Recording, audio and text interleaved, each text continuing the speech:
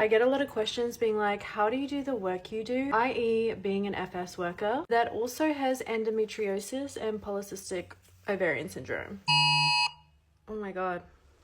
It's the Oz alert. I hope everyone is safe after that. This is going to be a bit of a story time of how I discovered it whilst on the job. I had no idea that I had one of these conditions for the past 2 years, so hopefully this will help someone get checked out and find some answers. When I first got in the industry, it was hard with my endo because I would get this like sharp pain doing the deed and I never really knew why. I was making a lot of movies, and even in my personal life I'd be like, what the hell is wrong with me? Didn't really know what was causing it at the time. It interfered with my work so much that I would have to like stop the movies halfway through and be like, I'm sorry, I cannot continue this. It would get so bad even when I went for a shit. I would feel it in my bowel because it can go anywhere. And I don't know if it's all connected, but like I swear I'm a chronic IBS girl too. See, I feel like a lot of girls are. Me and my 2 best friends are constantly talking about our bowel movements like in the group chat. Like, what is going on? Anyway, I started to like research it a little more and figured out that they were so much stronger like around my period or like just before my period. So I learned to like manage it a little better. And that's when I found out like I had endo. I don't think I had PCOS at this point. Like I feel like that came later. I went on the pill and I didn't get the pain as much anymore.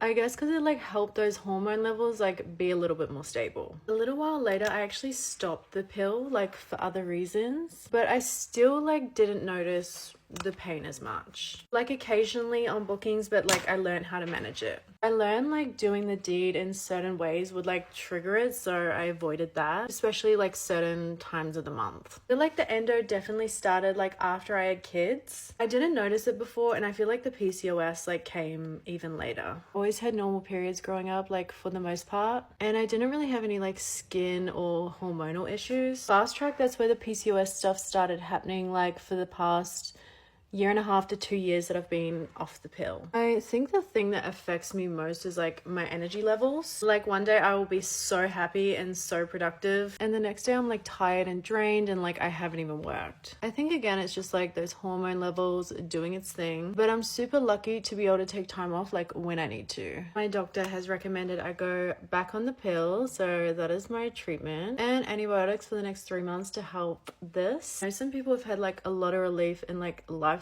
changes, so I'm gonna try and implement those, like clean up my diet, etc. Things I should be doing anyway. I wish I had more answers as to like how this happens, why this happens, but it's just the reality that it's super under researched, which is crazy considering like how many women are affected by it. Like there's been more research into male pattern baldness than there has been endometriosis. Anyway, hopefully I see some improvements. Bye guys.